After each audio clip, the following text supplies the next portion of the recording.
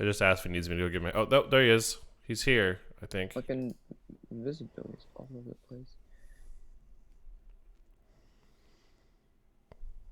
Shove, shove, shove, shove, shove.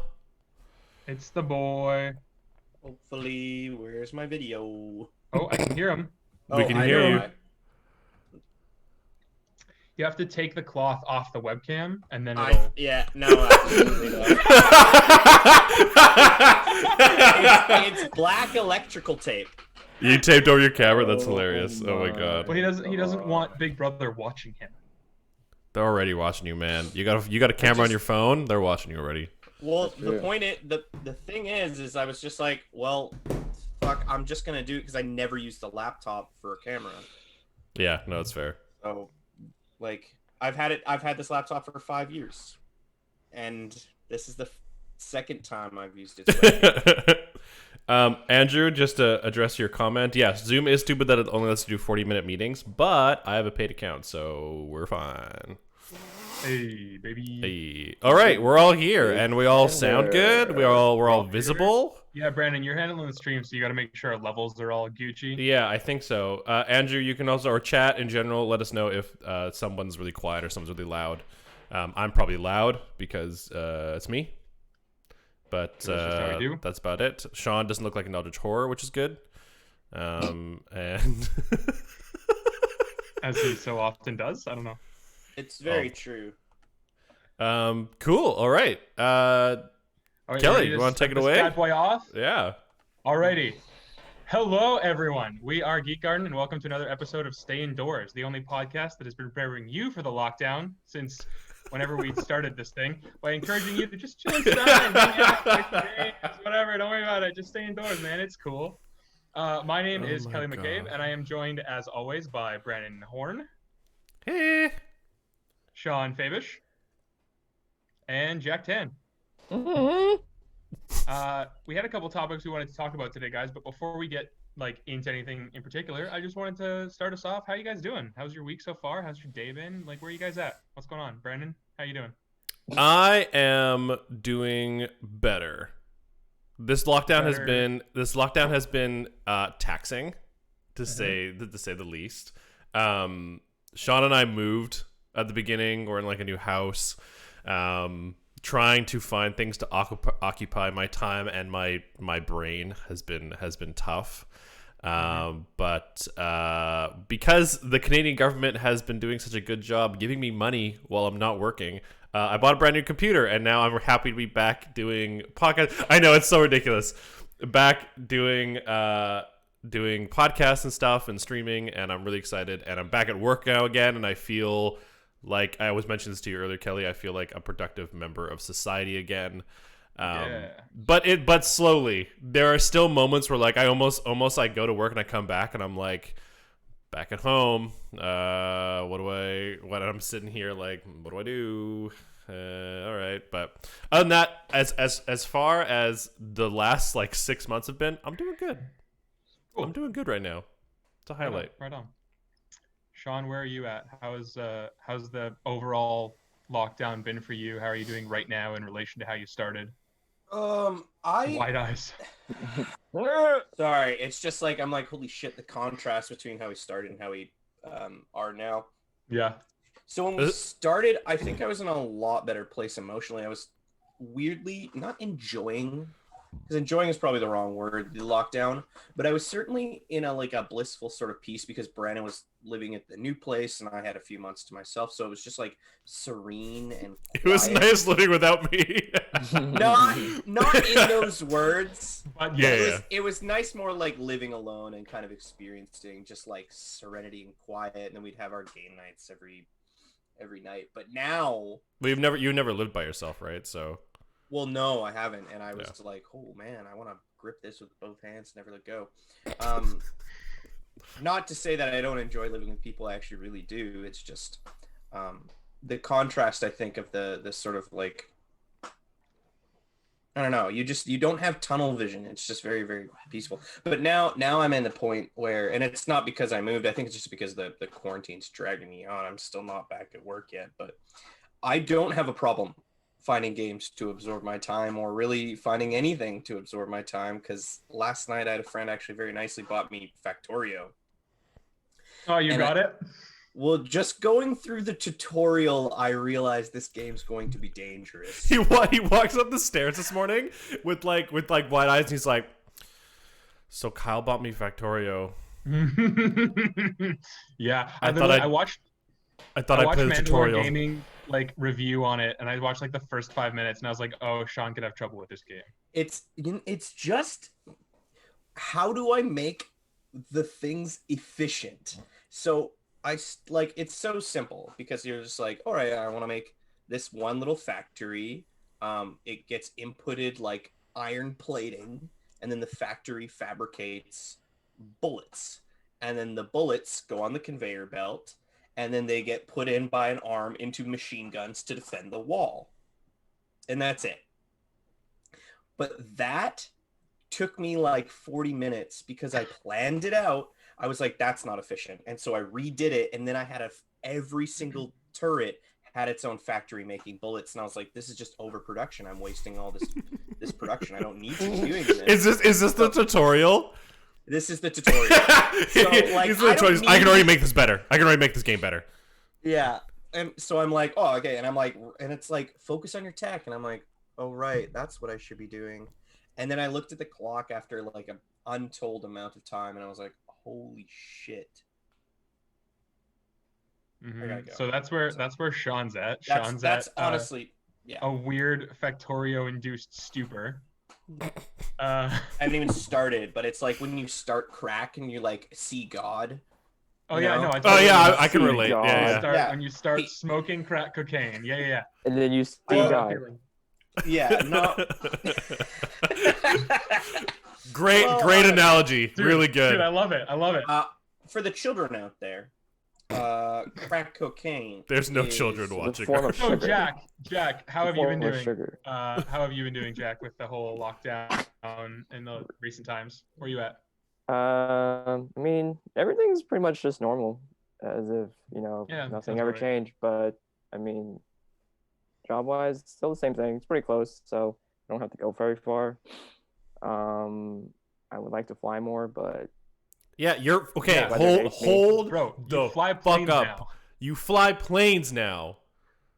yeah. He flies Yeah. now? He What? flies You... now. Jack flies now. He I flies fly. now. Jack flies now. Jack's like business as usual. Didn't start pilot school. Haven't flown a vehicle in the sky. Cause Jack, when did you start school? I started ground school, I think, in like spring. Did Yeah. you start I know before the I know you were pandemic? doing that before the pandemic because Yeah. you were talking about it while we were like hanging out. and Yeah, playing because I had to video go there for ground school every morning. Yeah. games. Yeah. So you were going to school and you already weren't working that much. So when No. the pandemic hit, it really didn't make a big Yeah. difference. I mean, you were living with us for like a month, It's true. if not It's true, it more, was. which was chill. Yeah. So yeah, fair enough. yeah, but But he flies you're- now. He You're flies now. flying now. How many times have you actually like had your hands on the sticks up in the air? You're the one flying the It's plane. called a yoke, Kelly. Okay, man. cut me Um, some slack here. How dare Think you? back on that yoke, Kelly. Yeah, Kelly. Probably about. I think I have flight time of about 3.5 hours. Oh shit. That's so cool. That's more than I thought. That's fucking rad. That's so cool, man. Oh, How many times have you actually like physically like taken off and landed? Oh, I don't do that until about like I'd say I'm on like exercise like 7 right now. There's probably about another 10 more to go. Right. Or Okay. they Well, actually yeah, because that's like the most complicated, potentially Yeah. like danger. Like if accidents happen, they happen to take off Right. landing, right? I'll Yeah. I'll reword my question. How many times have you like gone up? Like you have 3.5 hours, but how many times have you gone Yeah, up so flying? about like 3 times. Okay, that makes sense. So you do just Cool. about over an hour when you yeah, fly. ish. Cool. Yeah. Rad. That's super cool. That's more interesting than anything I'm fucking doing. Dude, yeah. Kelly, how the hell are you, man? I've How are had you, a baby? I've had a wild time. You've had a ride. So I Die. like you guys already know. You so I'll died. keep- You I'll died. keep You it came back to life. You're Right. undead. Back. But I had like a very major surgery on my right knee. It's I'm gone. kind of grateful. My knee's gone. They took it out. They chopped It's off your just- leg. It's just like thigh and then calf, and they just like kind of mash Thigh and and make calf. it. And then nothing keeps them together. It's just loose. You lift your Yeah. leg up and your No, shin man. just Just like. falls It's off. duct It's tape. just like- Kelly's signature move, duct tape. I do enjoy some good duct tape. But no, I'm kind of glad in the sense that like this was something that I needed to do, and it timed out really well with the pandemic because I was already like it got delayed and pushed back and stuff because of the lockdown, but this was already something that I needed to do, and I would have had to spend time at home recovering regardless and not being able to do anything. So the fact that I already like couldn't work and I already couldn't go like see Yeah. you guys very often and like hang out and stuff meant that I wasn't really missing out on much when I was like couch ridden and I couldn't move at all. Yeah. But I'm coming up. My 6-week appointment is at the beginning of like the first week of October. Or Mm. my 12-week appointment, not my 6-week appointment. Yeah. Um, Yeah. And by then I'm already mostly walking around and stuff now. And by then I should be like fully able to walk, just not able to do anything super strenuous. Can't go for runs. Yeah. But so I've been away from it for a while, so I'm already doing a lot better. But definitely those first few weeks were like I was napping during the day because I couldn't do anything. And luckily, Ghost of Tsushima came out like 2 days after my surgery. Thank God I for just video went- games. Am I I just right? went hard into that. And Jesus, also, yeah. before we do move on to video games, I just want to give a shout out to Samantha, my girlfriend, because literally she's been an absolute angel. Hell yeah. Like, because she was still like working a full-time job, and then she'd come home and have to basically work another full-time job taking care of me. And like, before she left, she had to make sure that I had breakfast and had a lunch packed and ready to go, and had like snacks for the day because I couldn't get up enough to like get myself food. Like, Yeah, because you couldn't move at all. Like zero movement essentially. yeah, like I had crutches, so like I had to get home from the hospital or whatever, but it was like it hurt a lot to stand up because of like the blood flow in the leg and Yeah. everything. Yeah. And you went from So- like bed to the couch in the morning and at Yeah. night, but after And then I'd get up to like I'd go to the fridge to get the pre-packed lunch, and I'd go to the bathroom when I had to, but other than that I was literally on the couch all day. Yeah. So like I would have had to have had somebody coming to the house to look after me if I didn't have Sam. So Shout out to just wanted to Sam. give her a shout out because Shout out to Sam. literal Sam. angel. Literal Little angel. angel. But when Did it you get her wasn't wings Sam yet? looking after me, she's got her own wings. When it wasn't Sam looking after me, she Mhm. drinks a lot of Red Bull, so gotta stay with her. Perfect. There you go. When it Now, wasn't if Sam looking after me, it was video games. video games, I was gonna say to reiterate what exactly your surgery was. So essentially, it was because like your leg wasn't getting any stronger from like your previous surgeries. Yeah. And so they were essentially like detaching your muscles and like stretching them and pulling them and reattaching them so that they like are stronger and shit. No, they literally changed the shape of my bone. Oh, right. Okay. Was what it was. So I'm like slightly knock-kneed naturally, not like to a degree where it's like a problem. Just like everybody has a little bit of like knock or bow in their knee, and I happen to be slightly knock-kneed. Right. And so because of my other previous surgeries and problems I've had, there was basically there's a lot of pressure on the outside of my knee joint. And so what they did was I they remember went now. in- Right. Yeah. Yeah, they went in, they cut through. This is way more graphic than I was intending to be. But they went through like the femur bone just above the knee, essentially pried it open, and now I have a metal plate in there holding it open while it like fuses closed again and heals. Mhm. But that like changed the angle of my leg in order to like make sure that the pressure when I'm standing is like more evenly distributed throughout my knee. Right. Okay. And the hope is that like pressure change will help fix the problems that I'm having and help if my knee is not constantly in pain and like inflamed and stuff, it'll allow some of those muscles and tendons to actually work as they're supposed to. Right. I was just about to say the phrase muscles and tendons working as intended, and I really didn't want to. But then I wanted to let you know that I'd thought You of it. should have just gone for it, man. So I really should have just said it. yeah, Damn, you should've missed just out. Sworn for it. No, apologies for not remembering your surgery because I kid you not, since in the last year, you're one of 3 people that have had intensive knee surgery in my life. It's insane. Yeah, we had someone at work who no, he wasn't knee surgery. He was the one that like he fucking just like ripped his, not the Achilles tendon, but I guess like another one's like right next to it that's like just important. And he was the one that literally had to go in and get it all detached and then like pulled up and stretched and like reattached the back of his knee. Right, and then Matt like shattered his knee in a bike accident and essentially had a very similar surgery to you with like the exact same healing time and everything. And yeah, so between the three of you, I was like, hey, wait, who did what to their knee? What's going on? What's happening? Yeah, so I've got this wicked scar now on the side of my thighs. That's pretty fun. Badass, dude. First time I had to get staples in my body. Dude, that's so cool. That was nice. All right. Well, you were saved by video games. Which is what man, like Ghost of Tsushima 100% like made those first few weeks so much more bearable. I got the platinum trophy and I can't wait for Legends to drop. Hell, so excited. Yeah. Oh, yeah. Full game. Which is why we're all here and why we all still fucking play video games, because they're the best ever. They're great. Kelly, if you don't mind, I was gonna take over now, and I got some things for us. Go, baby. So yeah, I was like super stoked to kind of like. I'm sad. I mean, obviously, as we all just said, we all had shit going on.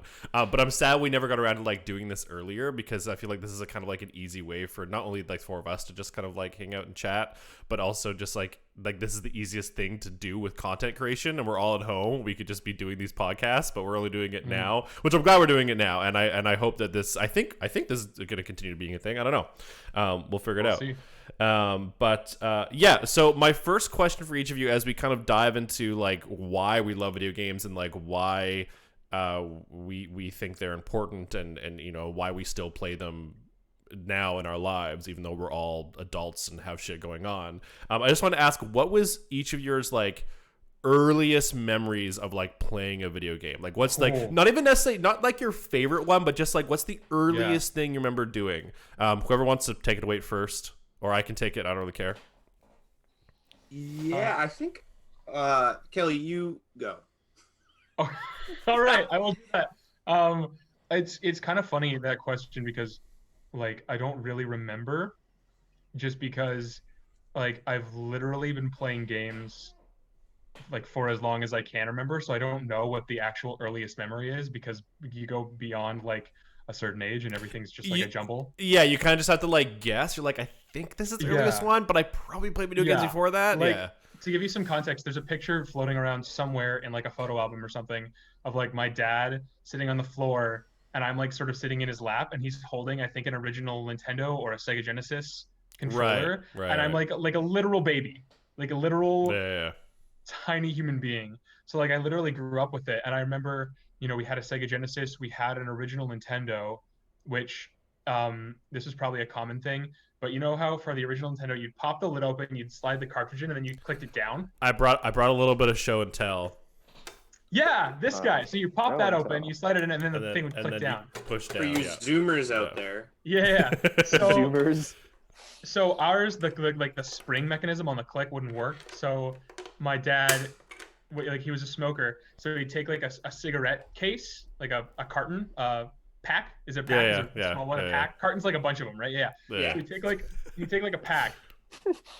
I need to like fold it up and mush it down, because it was just something that like was lying around. And then so you put like the game in, you squish it down, and then you'd shove the cigarette case. Okay. To like hold the cartridge down, because the spring mechanism was busted. Right. Okay. Yeah. So I remember doing like weird like guerrilla shit like that. You know, you'd like blow on the cartridge, put it in, then put your cigarette pack in there. And then Kelly, at the age of 2. Yeah. Put my cigarette pack in there after smoking my Jimmies. Gotta throw this in there so I can play The Legend of Zelda. I just imagine Kelly as like a little greaser with the sort of cigarette pack and the the rolled up sleeve. Got the comb. So many of like the adults around me at that time had the rolled up cigarette thing. It was crazy. Of course. Punk, rock and roll. But then obviously like a lot of time spent with my cousin Austin, because we kind of grew up together, playing a lot of like Zelda and fighting games, and like we'd even dabble in like RPGs, and like it's just always been there. Like from literal day one. I've been playing games. Fair enough. Sean, you want to take it? Well, my first my first memory, I think, when I played a game was Legend of Zelda: Link to the Past, and I was probably 4 years old.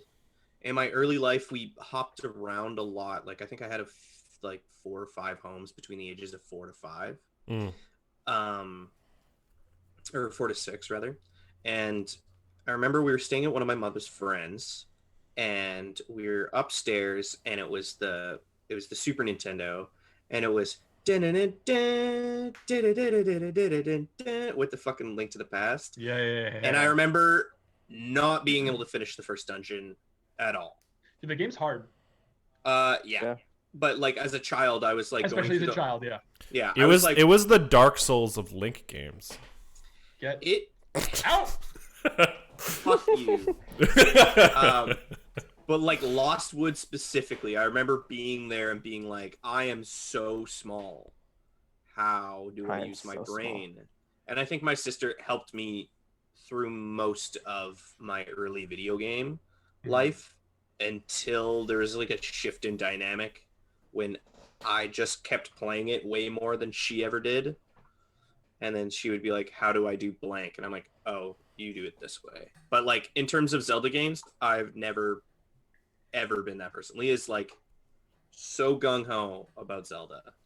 She'll 100% almost every Zelda. In Twilight Princess, she got every heart piece. She did fucking everything and then beat the game like 8 times. I remember I had like never really met your sister, and then the one time she came over was because she really needed your help to get Breath of the Wild working. Right, yeah. She came by and she's like, I gotta play it. I gotta beat it. Like, come on, let's get this thing working. Well, because it had been out for 6 months, and that was an irregularity for Leah. Like, she usually, day one, had Zelda games. And so she was like, Breath of the Wild's apparently the best one, and I don't have it. And I was like, well, just get a Wii U. I told her to borrow, because she eventually, I think, borrowed it from my brothers, because they had a Wii U. And so they were just playing Breath of the Wild that way. So they had to wait until they were both done, and then she borrowed it. Fair enough. But yeah, she's just gung-ho about video games. And that's the thing my sister and I have always kind of bonded over throughout the years through all of our sort of growing hardships. We've always been able to talk about like Zelda or fucking anything, really. And that just stems from way back in our childhood. Hell yeah. Yeah, I sort of going off that and connected to my thing. I literally played Neo with Austin the other day for like 2 or 3 hours. Like we still play games together, you know, that's like a thing that we do. And it's dating back from when we were kids because we grew up in the same house. So, yeah. Jack? I think the first game I played was GoldenEye. Oh yeah, hell yeah. Okay. Yeah, this was at Jacob Doucette's house for his birthday party, I think. So that's interesting. So technically like quite a bit later in your life compared to Kelly and Sean, and I'll get to me in a second here. So that's interesting. Yeah, that is interesting. Yeah, like I had a Sega Genesis, but I didn't really use it as much. I also didn't have like a great selection of games or a big selection of games, so I didn't really use it. Then and then I think GoldenEye was the first one because I didn't have an N64, so yeah, that was the first game I'm pretty sure. GoldenEye's a great fucking game to start on, man. Yeah, dude. It's awesome. Fucking James Bond's, man. Dude, the amount of times that I've gone to like social events or parties and like we're all gonna play GoldenEye, and like how old's that fucking game now? Oh, fuck, I don't even know. Right, not like old enough. Like as old as us almost. Like it's ridiculous, right? 90. It came out at least 96. I think GoldenEye came out 98. Like the movie. Yeah, and I think GoldenEye is one of the later titles for the 64. So yeah. Rad. Anything else, Jack? 97. GoldenEye was 97. Oh, you know. Oh, so shit. close. I literally just went to Google it. The movie came out in 95. Gotcha. Yeah. The games. I was saying the game is came 97. out 2 years. Yeah. What the hell? The movie, people were still like, James Bond is still like in the cultural zeitgeist. Too. Before the internet, things lasted longer, man. Well, I'm imagining like you know that wild like time we went through where like every movie that came out had a video game tie-in. Yeah. I'm imagining like opposite like scenario where like they wait to see if a movie's popular, and then if it is, they're like, oh, we can make a game. It only takes like 2 years because this is the fucking N64, whatever. And they just like make a game 2 years later. Whereas like now it's like, hey, we know there's a movie coming out in 7 years. Start making the game now. Yeah. If they wanted to. And And then- then of course the shitty ones where it was like, oh, there's a game coming out in 3 months, make a game. And it's like, we can't do that. It's like, do it. And the game's shitty. It's like, oh, why? I wonder why. Yeah. So, Jack, would you say that like your first exposure to video games was like almost like a social thing because it was like you're at Jacob Desset's house and you would like fucking play GoldenEye together? Yeah. Yeah, pretty Rad. much. Yeah, that's super cool. For me, I have a couple of different memories. The first one that I think I was the youngest. The reason why I brought props today was playing the NES. This is literally the console I played. It was my cousin's. I feel like I don't know if you guys ever got this at all, and it might just be because I had like a more privileged childhood. But I found that a lot of the time a friend, and this might be the case for you, Jack, a friend would like have a video game system, but no one in the house really played it. It was just in the house because the dad thought it was cool and it was what everyone was buying. It was like buying like the newest TV, the newest stereo. So they just bought like the new video game system and then they just bought like one game for it and they're like, I got video games in my house. Look how cool I am. And I'm a like, gamer. I'm a gamer, right? And they're like, oh, I have an arcade in my home, kind of a thing, right? So, Yeah. But anyway, so that was kind of the case with this NES. Like, my uncle had bought it, but like, I don't think anyone in the house was really playing it. So it was only pulled out when I went over, and I played with this guy, and played Super Mario and Duck Hunt. And I was just like, I don't remember not really being like, oh my god, this is amazing. I just remember being intrigued by this like interactive media on the TV kind of a thing, and the gun really got me. I was like, wait, I can shoot the ducks?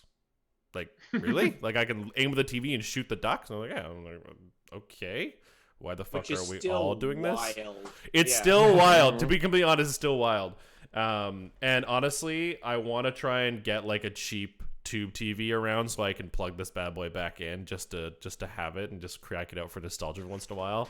But that was one of my earlier memories, and the only reason I brought that up is that same uncle bought a Wii years later because he wanted to play course. golf games on it, and no one touched it. No one played No it. one touched it. Mhm. But no, yeah, I just felt like I had a lot of friends who like, yeah, Jack, like they would have like a Sega Genesis or they'd have like a N64 or a PlayStation or whatever, and they just have like the two games they bought with it when they bought the console, and it just sits there collecting dust, and you're like, come on. It's not exactly the same scenario, but you reminded me when I was growing up, we had this like family friend, and like basically they were like an older couple and they have 3 kids, and like it was all like, you know, family friend stuff. Everybody kind of knows everybody, but the 3 kids had some kids and stuff. And so they had like this big house. I don't think they all lived in it, but they would all be there sometimes. Sometimes, you know, one of the adult kids would be living there with parents. The other kids were there, whatever, just like a huge Right. family dynamic. And down in the basement, they had like this long room. And I'm probably slightly misremembering it because this was like when I was a kid, but it had like a bunch of TVs in it, and a bunch of them would be plugged into different systems. And so they'd have parties and stuff there. Like they had like killer Halloween parties, like crazy decorations. This guy like did the whole house up, dry ice is going like Hell the yeah. nines. That's awesome. And so we'd have a bunch of people over, and there'd be like, you know, a bunch of kids, and me and Austin would go, and there were 2 kids particularly in that family. One of them was a year older than me, and then one of them was a year younger than me, and then Austin's 2 years younger than me. So like all 4 of us were within like a 4-year Yeah. like age bracket. And so we would hang out and stuff all the time. And there was like a Super Nintendo and an N64, and eventually there must have been a GameCube because I remember specifically playing Soul Calibur there with Link in it. Mm. But like there'd just be multiple systems set up, and I remember specifically playing Battletoads there a lot. And they also had a Sega Genesis, and so like it was this crazy, like in terms of social gaming, there was like that was a big thing because, you know, even if only 2 people were playing on this system, somebody's like right next to you on another TV on another different console playing something with somebody else. That's cool. It's just yeah. like this crazy vibe. And I always like when I think of Battletoads, I think of myself in that basement playing that game. It's crazy. Yeah, I was gonna add like so yeah, that's like my earliest memory playing video games, and then my earliest memory kind of like having my own source of video game was when my dad bought a computer like in like I don't know, like 97, 98, and he Mhm. bought the current flight simulator, whatever the hell that was, like Ace Combat, like the first Ace Combat or something, and he had like the joystick. And we had Need for Speed, or the first Need for Speed, and we had this like really, really cool like redesigned Pitfall game. And I used to sit on the computer for hours, be like, Dad, let me play Pitfall, And I think we were talking. Sean? I was talking to you about like Quake and Hillbilly and John. Yeah, we were talking to John too. Yeah, and my dad had also bought Quake and Hillbilly Rampage or something like that, or Redneck Rampage. And they were like these super like violent first-person shooter games, and I did not understand I don't understand why someone would want this as a game. I remember as a kid, I was like, why would you want to go around shooting people? What's wrong with you? Like, what? And one of them was weird because literally it was just you on a farm with a shotgun and you were shooting other farmers. And we literally looked up footage of it the other day, and it was just called Redneck Rampage. And I wasn't allowed to play those games. Those were too violent. I wasn't allowed to play those until I was older because they had realistic. They had I don't know if the ESRB ratings existed back then, but they were like mature rated. They were like, yeah, you should be playing this if you're not an adult or whatever. But anyways, we had those video games, and then after that, like I didn't really have like my own console or anything, and that was like the cool thing, right? That was like the social thing, right? Like your friends had N64s, your friends had PlayStations, and like that was what everyone was playing. So you go to school, and they're like, "Oh man, have you played Melee, or have you played Super Smash Bros, or have you played like Ocarina of Time, or blah blah?" And I like didn't play those games, so I have like this really weird disconnect with video games when it comes to stuff that was from our first generation, like the games that came out when like we were kind of old enough to like fall in love with the game and like play it. And all my games that I fell in love with were all on the PlayStation, and I didn't have like any friends who owned a PlayStation. All my friends were N64 guys, every single one of them. So I'd go over to a friend's house, and like if they had an N64, I remember distinctly we went to a family friend's house on the island, and it was like a big deal that this family just bought a trampoline. And so we got there, and they're like, "Come on, let's go on the trampoline. We just got it. It's brand new." And I'm like, "I'll stay inside and play Smash Bros. Thanks, though." And literally, I sat there and I beat the whole I can't remember what they called it, but like story mode or campaign mode or whatever the hell it was, with Donkey Kong. And I never had a chance to do that before because I didn't own an N64 or whatever. But I eventually got a PlayStation, and that was my first love. My first love with video games. Yeah, which to follow up with that was a decent segue. What is the first time you remember kind of like falling in love with a video game to a point where you're like, holy shit, like this is what games can do, kind of a thing, and then you went, I want to keep doing this, and I want to see what the next thing is, and I want to find more, and like you kind of fall in love with like what are the possibilities of video games. And this is a thing I find that at least I think is a big part of the industry, and I think a lot of tech industries, where it's like, what is the next thing that this medium can do, right? And yeah, whoever wants to take it away, I don't know. Go for it. Ocarina of Time was huge for me. Yeah, absolutely. I was gonna say, I bet one of you is gonna say Ocarina of Time for sure. Like, We're both 100%. gonna say it. And like, it's funny because it's almost like retroactive, realizing how big of an impact it had. You know, at the time, it was just like this game I really liked playing. But again, I grew up with games. Yeah. So it wasn't like, oh, I understand, like, I love gaming now. This is crazy. It was just like, looking back on it, how much I played that game and how much I replayed that game, and how awesome the world was, and how it was still at sort of this weird cusp of, like, I was still young enough where, this is a bit of a tangent, but I've thought about this before, you know, weird, like, just at this, like, perfect kind of sweet spot age where we don't think of, like, 3D games or 2D games as being, like, better. You know, like, a lot of people who are a little bit older than us, who are already gamers, when like Ocarina of Time came out and the last thing they played was A Link to the Past, they were like, holy shit, like games are crazy now. But like, I grew up, for whatever reason, we didn't have A Link to the Past, but we had Zelda 2, The Adventure of Link, the weird like side-scrolling one. Yeah. I'm so sorry. I'm so sorry. It's fine. Like, I didn't love it, but it was like fun. But the thing is, like, I played both of those almost like equally. Like, I played Ocarina of Time more, but like my viewpoint on them wasn't that like, oh, this is the newer one. It was just like, these are both Zelda games. Right. And so like, you know, you see all these like retro indies coming out now, and like even some bigger budget games that are like embracing that style because people like more our age are getting old enough that they're actually making games now. And we don't view like 2D games as like inherently inferior or anything because they were just all games at the time. But yeah, to get back to it, I think Ocarina of Time really, looking back, cemented like, okay, games are like something I want to do. It's not just like a fun thing. It's like games can be incredible, and they can take you somewhere, and they can do a lot. And again, I don't think I realized that playing it because I was just playing it. But when I look back on how much I played it and how much I loved it, I think that was definitely like transformative. Hell yeah. I definitely agree. Ocarina of Time is probably the first time I ever had that moment. Playing it, riding Epona out of Lon Lon Ranch is still one of my favorite moments in video gaming ever. But I think the next thing that the first game I actually thought of was Oblivion. For me, it was for the Xbox. Yeah, But like yeah. the first time I actually sunk into Oblivion, I was like wide-eyed. I think I was 15, 14, and I played that game to death. I played every expansion that came out, every DLC. I would spend hours and hours and hours a day just like walking around and doing dungeons and like fucking doing all the quests. And I did pretty much every major piece of content in that game. I think I still missed like some side quests, but I played it in one summer. I played it for like 500 hours while being a kid and like going outside and going on vacation and doing other things. I was still like, we're home. It's time to play Oblivion. Because the moment I got into that game and I was like, that mountain, I can go there.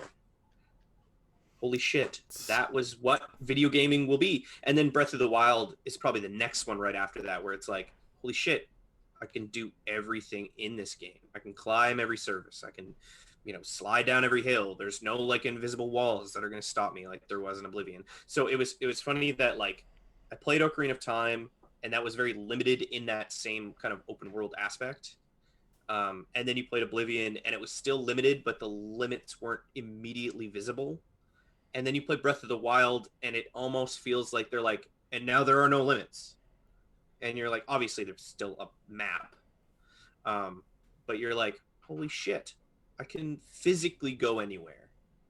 I think it's just like yeah. Cool I was going to say that second generation of our current consoles, so the third generation, so like PlayStation 3 and Xbox 360 and stuff like that. I feel like that was a huge time for like that open world thing, right? And it was the first time we were like, whoa, whoa, wait, what? Right? Like all the Assassin's Creed games came out of that generation. Oblivion was like huge. Yeah, no, definitely. I hear you. I definitely had that moment with Oblivion. I didn't own it, and I never really like. I sunk some time into it when I did get my hands on it, but like when it first came out, I went over to a buddy's house, and he was just like, "Yeah, check this game out, like whatever." I remember having that feeling of just like wanting to walk to a thing because I could, like seeing a mountain off in the distance and just like straight line going, like no stopping, nothing's in my way. Just being able to go to that thing and being like, wow, games are big now. What the hell? Yeah. I do remember that feeling with Oblivion for sure. Jack, what about for you? When was the first time you were like, damn, games though? I think my first time was Damn Games though was like basically almost like Oblivion, and then I got really into Skyrim pretty much because it's in the same category. But the game I played the most out of was Mario Kart. Yo. Hell yeah. Okay, Yeah. which one? Like the GameCube one. Double Dash? Double Dash. Yeah. Hell yeah. Fucking play the shit out of that game, and it was great. I also loved the PvP mode aspect of it. It was so good. My fun fact about Double Dash is we had family night, and it was Double Dash night. So my mom, my brothers, and me and Leah would all play, and my stepdad would all play Double Dash. And then the parents would like swap out, and then the brothers would basically play the thrower for me. Oh and yeah. Leah. Yeah. And so that was their job. It was That's really awesome. weird, but like That's that's awesome. how we, because they were so young when Double Dash came out. They were like 5 and 7, or 4 and no, I want to say even younger, like 4 and 6, 4 and 5. But Mhm. like, yeah, so like when they raced, they just couldn't beat Leah and I because we've been playing Mario Kart for fucking ever. Oh yeah. And now Mario Kart remains to be one of the family games that when me and my siblings hang out, we just play Mario Kart and everyone plays Shy Guy for whatever fucking reason. And we all just like basically bark at each other the whole game. Fucking like. Oh just yeah, like, no. Like Mario Kart ruins relationships, 100%. I mean, it's been fucking almost 16 years and it hasn't yet ruined ours, but Yeah, it yeah, feels like there gets to a point when fucking Josh always claims every time he's like, I got targeted shocked. Every time he goes over a ramp, somebody shocks him and he falls down. He's like, I got targeted. I'm like, I'm me. I'm at first. Dude, there's way too much chaos going on in Mario Kart to target someone like that. Yeah. But Josh will. But the thing is if Josh is later, he will target you if you're going over that thing. He'll have the lightning bolt, and you'll screen peek, and you'll be like, Josh, don't you fucking dare Do it. Just Don't like, you do it. Boom. And you're like, Oh my "Fuck you." god. I have a little bit of a setup to my first like wow moment with video games. This is where I feel like, at least as a kid, I felt like that weird disconnect because, like, for instance, both you, Kelly, and Sean like said Ocarina of Time, and that was the case for like everyone I know. Like, I'd argue like my oldest friend Matt, who like I played a lot of video games with, probably same answer for him. Like, Ocarina of Time was just like the shit. Yeah. And the funny thing is I've never played all the way through Ocarina of Time. I played the intro several times. I played a lot of it. But the other funny thing is that I know the entire game. I know the entire game. What is Sean doing? What is he doing? I'm waiting for him to show up. Right. Why the fuck haven't you finished it? What are you doing? No. Go play. Brandon, get off the podcast. Go And go play Ocarina of Ocarina Time. No, but the funny thing is that like I know like the entire game. Like, I watched Matt play through it like several times. I watched him because I would just go over and I would just watch him play it because I was also kind of like, wow, like this, what the fuck, this game is so cool. You can do so many things. But so anyway, I had a PlayStation when I was a kid, and I'm actually gonna nod to something Andrew just reminded me of in the chat. So I had a PlayStation. The first kind of games we kind of bought for it were like racing games because that was the thing my dad was really into, and I'm very fond of racing games, and I'd argue that like that was my first like gravitation to the style of video games I really liked was racing games. And then there were like the really popular platformers for the PlayStation, Spyro, Crash Bandicoot. We never actually had the first Crash Bandicoot, but we had the first Spyro. And the Spyro series is actually the only game series my mom has ever played and beat. My mom doesn't play video games, but she played through Spyro for whatever reason, and then I also did it, and she used to like kick my ass. Like, I remember she'd be like, "Oh, look how many eggs I have," and I'm like, "What? How do you have that many eggs, Mom? But how does that even work?"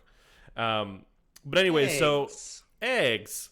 And then something I realized that I'm realizing this as I'm thinking about this and now that a lot of video games I was first introduced to have a very like linear design to them.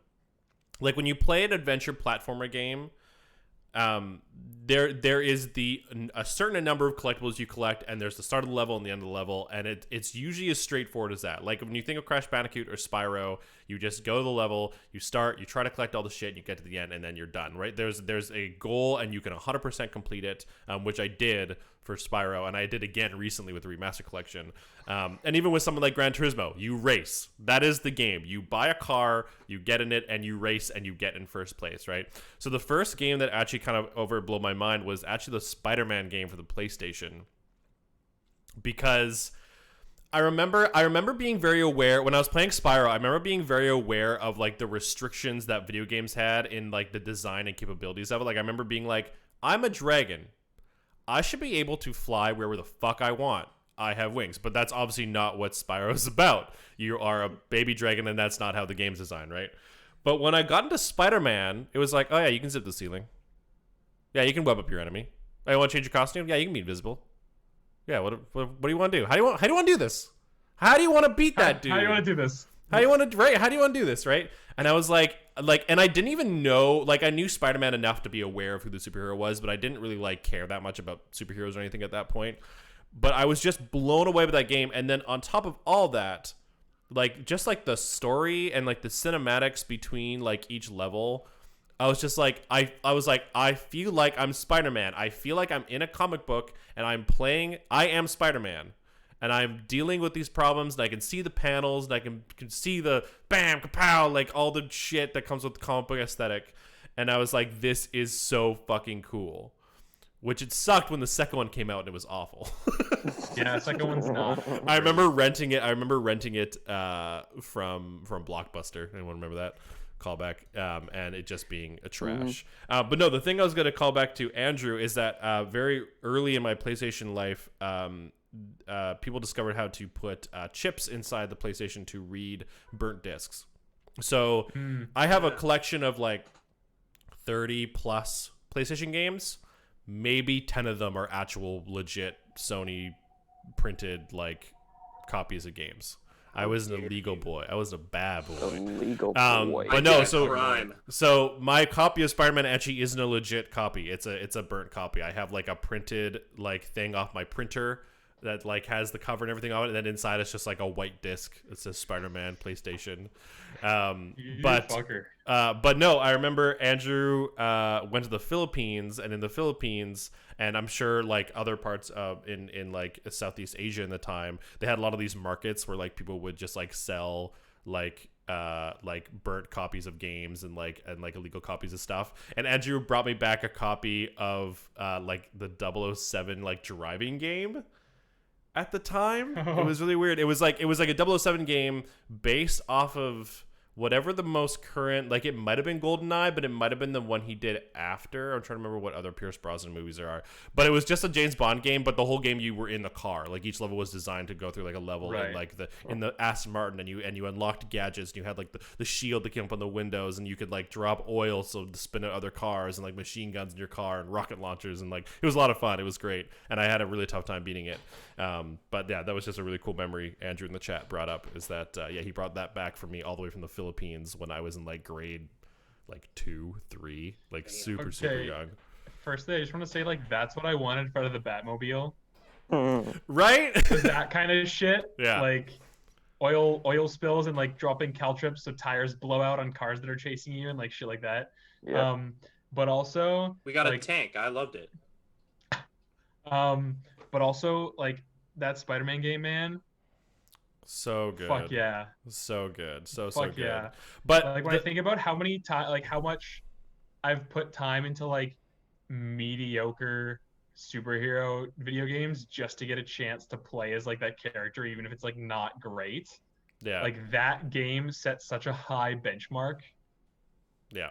for like good superhero adaptations. Like to this day, it's still in my top 3, I think, Spider-Man games. It's just such a good game. Like the level design makes like you as a character never are really able to do anything more throughout the game. Like you get, as soon as you start, like you can do all the things Spider-Man does, right?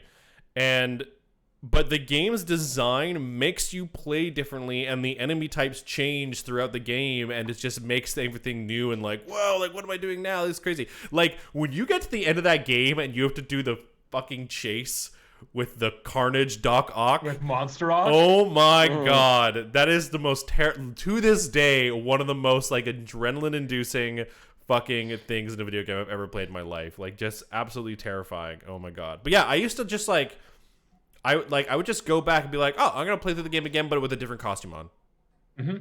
Just because that's what I wanted to do, and there was nothing else to do. I didn't want to play another video game. I knew the level design like in and out, but I would just do it again. I'm like, oh, I'm gonna use the symbiote suit this time. Oh, I'm gonna use the Scarlet suit this time. I'm gonna use the fucking 2099 suit this time. Like I would just fucking over and over and over again. But no, a thought I had while thinking about that is that I was talking about how like I was so used to like a linear design of games, and I'd argue a lot of that was due to the constraints of the medium at the time, right? How video games can only handle so much, right?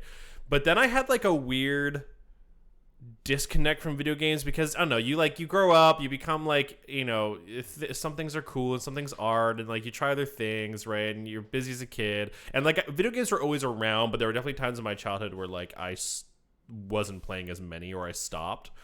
And honestly, I think this thing that happened to me is the reason why when I play open world games now, I get way too fucking overwhelmed.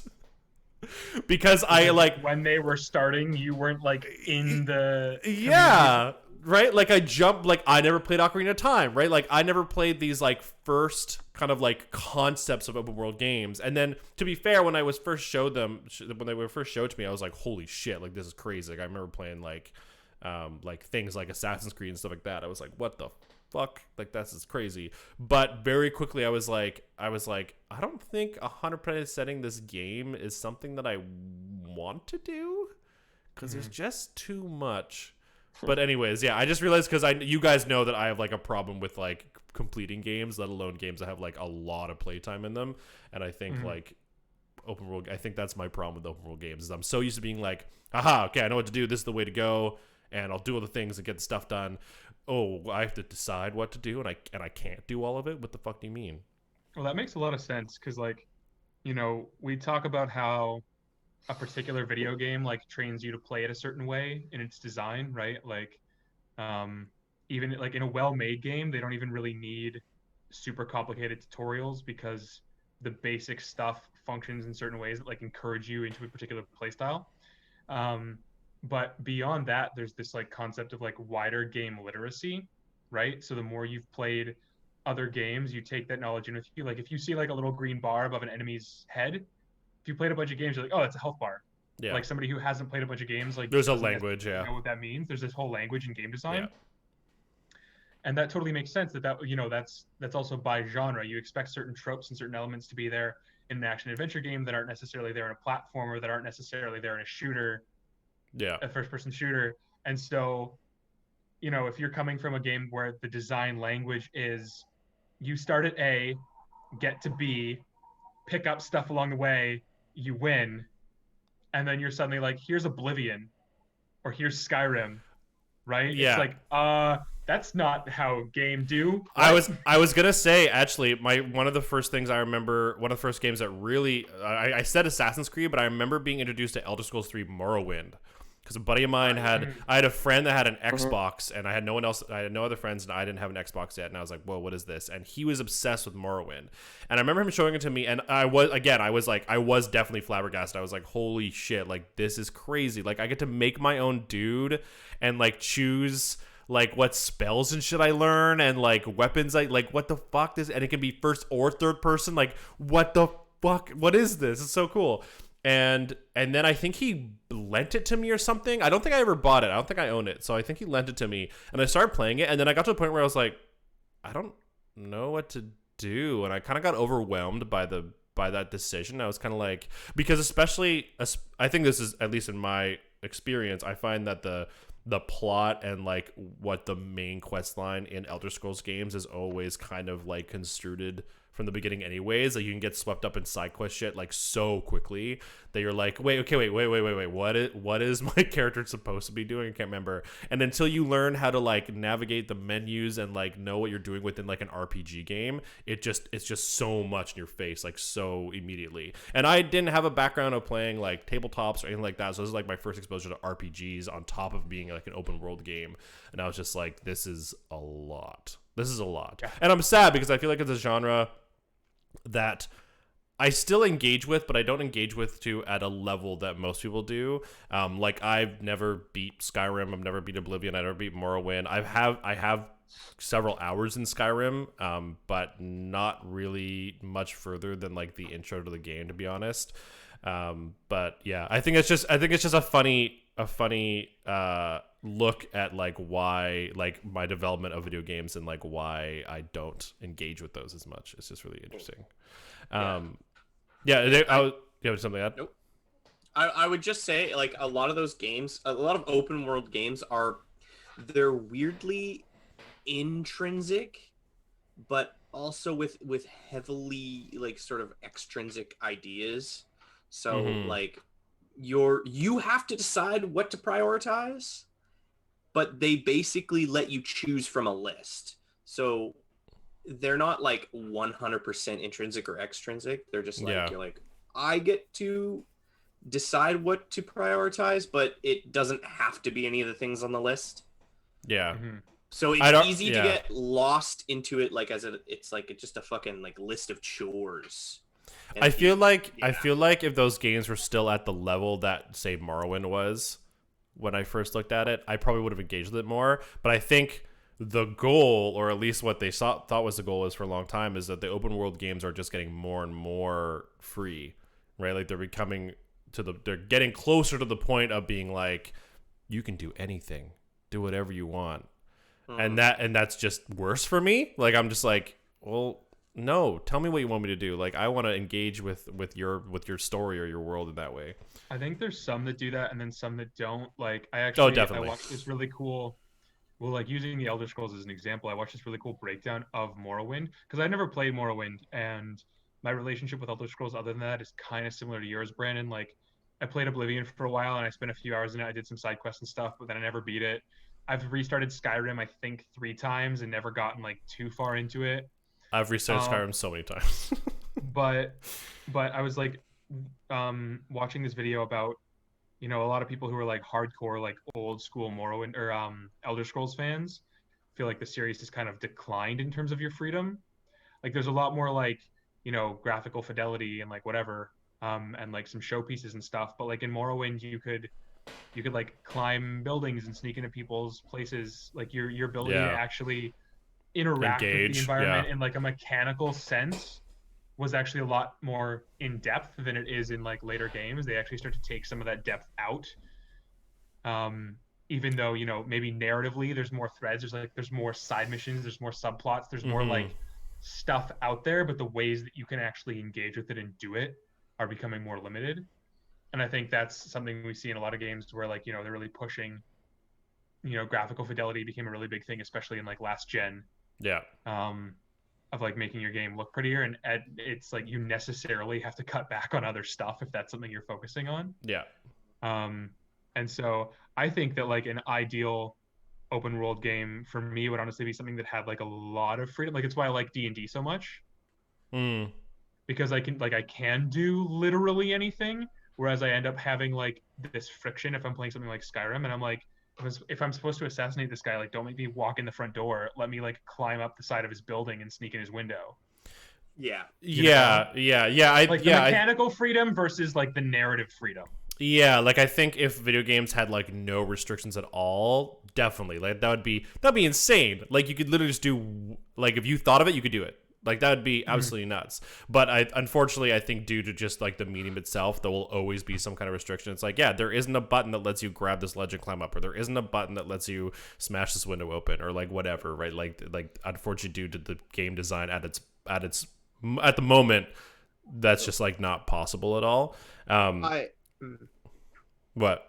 Well, I'd say that like my problem with that sort of freedom doesn't really come from the game's mechanics. It comes from the quest's design. So, for instance, there are a lot of things in Oblivion that are like individually about that certain quest, right? So you could, I'm struggling to come up with an example. Let's say you need to poison people. There are multiple ways to go about it. Like if you've done the Dark Brotherhood quest in Oblivion, there's this really great quest line where you basically are trapped in a house with 12 other people and you have to kill them one by one. And you can do that. You can just slaughter them all and just kill them, but you get more money if you kill them one by one and make them like point fingers and play this imposter game. And you can go about that in like several different combinations of ways. And so the quest design is actually really great because there's all this writing about it, about the quest itself. So it actually allows for a lot of like individual freedom.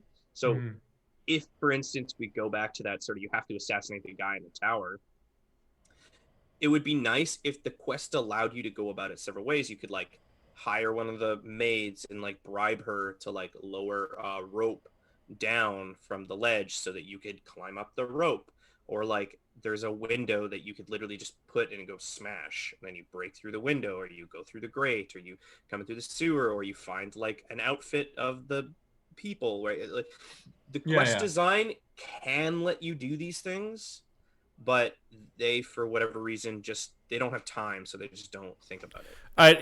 I'd argue that games can give you the illusion that you have like whatever choices you want, but you have to have a good medium between what is capable of the gameplay design and the quest design. I'd argue, right? Like a game, for instance, like I think we've all seen Nakey Jakey's review of Red Dead.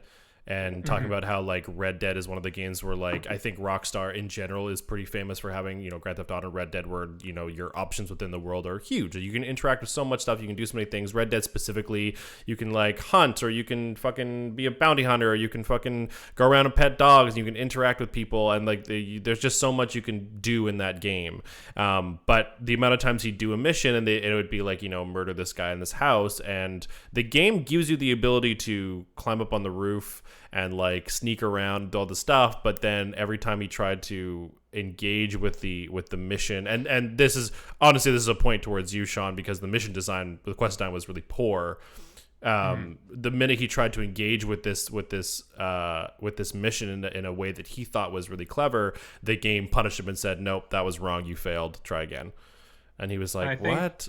I think that's more my concern. Like a game where you can literally do anything isn't really like what I want. You know, like the fun of a game is it having that structure and having those like rules. Like, yeah, sure, if I'm playing D&D, I can like do anything, but if I'm playing a fighter, I can't cast a spell, right? Like parameters exist in the game, but I can't technically do anything as a certain character at any given time.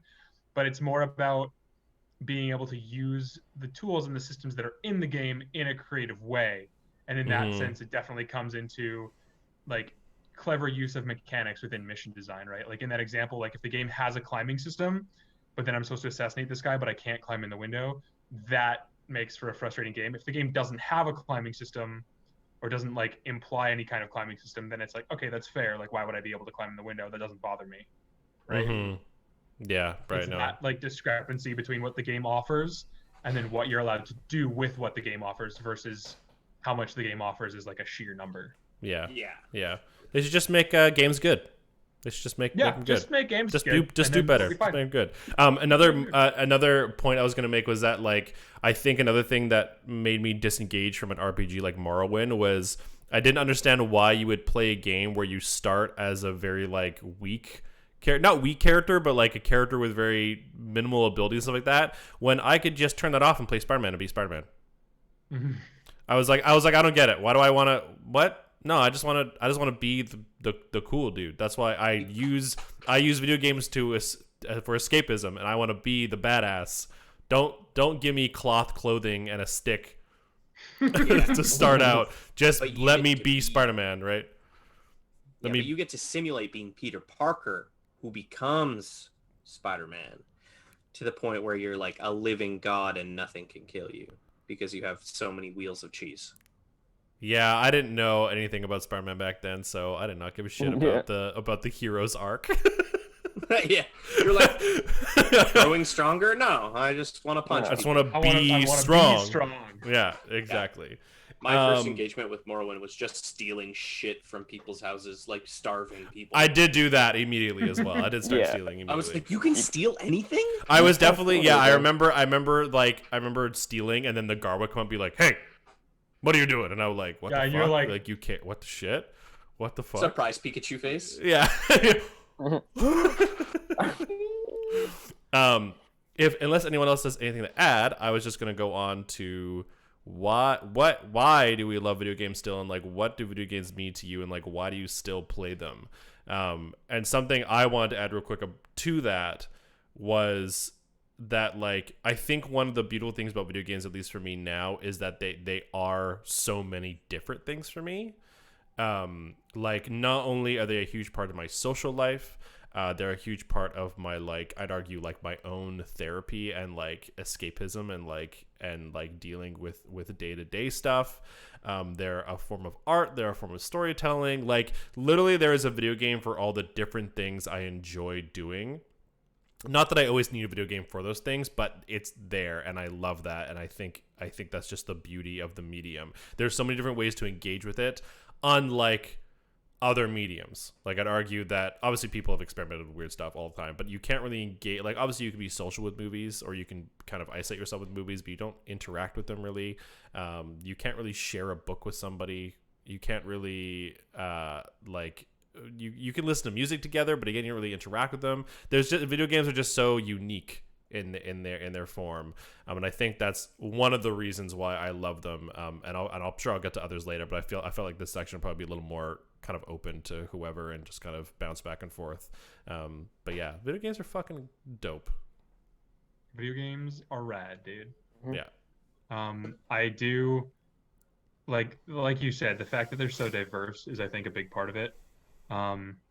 They can accomplish a lot of different things for you depending on like what the game is and what it offers, and especially right now with the pandemic, like having games as a social structure was really great. You know, the ability to like play something with you guys has been really good because it meant that like social life didn't just die during the lockdown. Mm-hmm.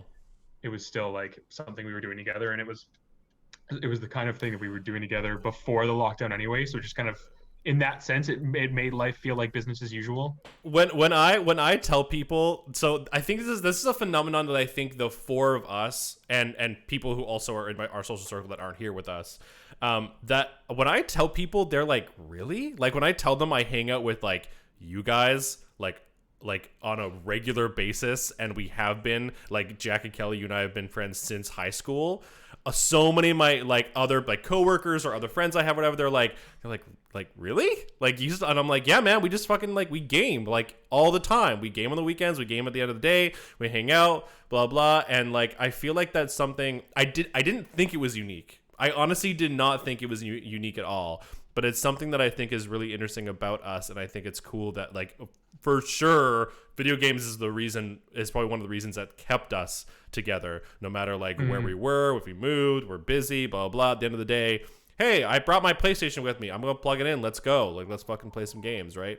And I think that adds to the pandemic thing, right? Like, we've been able to, I feel like there's a lot of other friends who I have not seen or talked to or anything, but you guys I constantly talk to and see because we play video games together, and it's fucking rad. I want to like very much say that like 100% video games are art, you know. Yeah, that's like, you can say, you know, you can point to an example of a game that maybe isn't for various reasons and have that debate, but the fact is, like, you know, people can argue that like a certain movie isn't art, but nobody argues that like cinema doesn't have the potential to be art, or like a really trashy novel, you know, quote unquote, isn't art, but nobody argues that like books aren't art. Yeah. And so, you know, a game, and that it can be art for a number of different reasons. Like as I've gotten older, I've gotten increasingly fascinated with the underlying concept of game design. You know, when I was a kid, it was a lot more just, oh, I get to be Spider-Man, like that's amazing, or like I get to play in this like fantasy world, and like I love running around with a sword and board, like that's one of my favorite things in the world. So like Legend of Zelda was like, yeah, of course, this is like incredible. But as I've gotten older, it's become, that's still a big part of it, you know, like I'll still play a game just because like, oh, that character's cool, or, like that setting's awesome or whatever. But it's also the art of game design and the underlying things of how you can see a creator's work in how they structure their gameplay. Like if I'm playing a From Software game, I feel like I'm having a conversation with Hidetaka Miyazaki in the same way that I'm having a conversation with the director of a movie when I watch like a really well-crafted film. Mm-hmm. And that I find really interesting, and it's a very unique conversation. You know, like I'll go in and something will like jump out and get me or whatever, or like I'm not being careful so something gets me, or I am being careful so I spin around and I get the guy before I go through the door. And I just like, I instantly feel that connection to the creators of like, you don't know me, but you knew that I would do that. You knew that thing would attack me, or you knew that I would be smart enough to fight it, or like whatever, right? Like those moments. You bastard. Yeah, those moments of very human connection through games. And obviously, you know, you're gonna have like your corporate cash grab games that are monetized to hell and like the shitty things about the industry. But like at its peak, it can be art, and it can be art in so many different forms, whether that's like the visual art and your art team is amazing, whether that's like your character design, which obviously I'm really into because I just love character design, like visually and thematically, whether it's your mechanics are just like so tightly wound that like holy shit, like you like a human being spent meticulous hours making those like iframes and numbers be like perfect so it just feels right in your hands. Yeah. Whether that's like the story and you can tell stories in a unique way because of the interactivity and like the way that a designer will tailor their story. Like sure you could argue that it's got cinematic moments, but the overarching story is told in a way that couldn't be told in any other medium because you're playing through it as the protagonist. And all those different ways a game can be art is part of what makes them so compelling to me, is that it's not just like, yeah, like the storytelling was good, like maybe the storytelling was absolute trash, but it's beautiful and the mechanics are so tight Yeah. and the characters are awesome. Yeah. Or maybe like, wow, this game had an incredible story and like, yeah, it was like okay to play, like I wouldn't play it again just for the fun of playing it, but I'm super glad I played it because wow, that story, dude. You and, can like, tell where it- they cared a hey. lot. Yeah. Yeah. Yeah, and I just Totally. think that is a really, really cool thing about video games and why I'm Yeah. still playing them. And I think like a lot of art mediums have that similar thing where like I think I'd argue books are the least affected by this, but I think every art, whether it's like music or movies and even books and video games, they have that like cookie cutter system where like if you want to make like a like we're like, I mean, I hate to bring Avengers into this, but if you want to like make a popular game, this is the format you use and blah blah, and it feels like a product, right? Yeah, like not that obviously art isn't a product, but it just goes, this, we want this game to sell, and like here you go, like these are the things, like like have fun, there you go, it's done. But I think every art form can have those gems where like it's just like wow, like holy shit, like this is something someone really cared about. And I think the extra thing that video games offer is I'd argue it offers all the similar things that both music and movies and books can offer as far as the content they give, but then it's then interactive. It just adds that like extra fucking cherry on the cake where you're like, holy shit, like I lived that story, or I like made that happen, or like whatever, right? And I think to what you were saying, Kelly, I think that kind of like thing where it's like the video games like to like call you out, or like they know what the fuck you're gonna do or whatever, so they design the game like they're talking to you, right? Like they're going, okay, you're a video game player, you obviously care about like this genre of games, which is why you picked this up and you're playing it. I bet you're gonna fucking do this, right? And so you do it and you're like fuck, and like something cool happens, or like something bad and you're like son of a bitch, like, right? And it's just that extra level of like, holy fuck, like this is really really cool, like they knew what I was gonna do, they're talking to me. It like elicits reaction. Yeah. Mm-hmm. Yeah, And it feels really natural, like and earned because you're doing it, right? mhm. Like when you get that reaction and you're like, it feels genuine because of that investment that you put in, because of the agency that you have in that like video game space. So when something happens as a result of your action, it's a lot easier to invest in that sort of emotional space, I guess. It's a lot easier to feel a reaction genuinely because you were trying to get some kind of reaction even if you didn't know what it was. Jack, do you play video games to win? Not always. Most of the time. What drives you to like still play games like that? What's your thing? Sex to doubt. Well, it's like, yeah, I like playing video games to like, you know, beat other people, but I think the main point I want to play is so that I know that I am good at playing it, rather than Okay. knowing that I'm better, or that other people are like not as good as me. I just want to be better. Because Self-improvement. yeah, so like the first major game like I really played as like a PvP kind of aspect was basically Call of Duty, and that's where everybody basically started back in the day. And at that point, it was just like, it came to me how like playing a first-person shooter was not, I wouldn't say easy, but it came to me easier than other people, and so like that's what really like attracted me to kind of playing like PvP games mostly. instead of like single player offline games, that kind of sort of thing. Like it felt like a bit of a skill, and you were like, oh shit, okay, Yeah, like yeah. And then so it like kind of made me more want to play more kind of just multiplayer games in general. Mm. But yeah, and then basically it was just like I had a knack for playing first person shooters out of nowhere. And then so I was like, okay, sure, I'll just roll with that. Let's just keep doing that. Yeah. Yeah, exactly. And so that's basically what it came down to, like just being better or trying to be better than like other people. I think that's so interesting because like I feel like there was a phase, and Kelly and Jack, you can probably agree with this, and I'm sure Sean, you experienced something interesting. There was a phase in like the beginning of high school where like everyone had a fucking Xbox 360. And even I'd argue even slightly before this, like maybe even with that Xbox and like Halo 2, but specifically Xbox 360, Call of Duty, Modern Warfare, and it was like yeah, you own an Xbox, you play Call of Duty with the boys, and that was just like the thing. And I remember I bought Call of Duty Modern Warfare, and I didn't care for it. I played the campaign, and then I was like, I don't see the thrill in this, and I don't see the thrill in the competitive multiplayer. Like I didn't find any interest in getting better at it because first of all, the setting itself just like didn't interest me, but it also just the gameplay style was so quick, right? It was like you get shot once, you're dead. Like that was like the style, is like that style of shooter.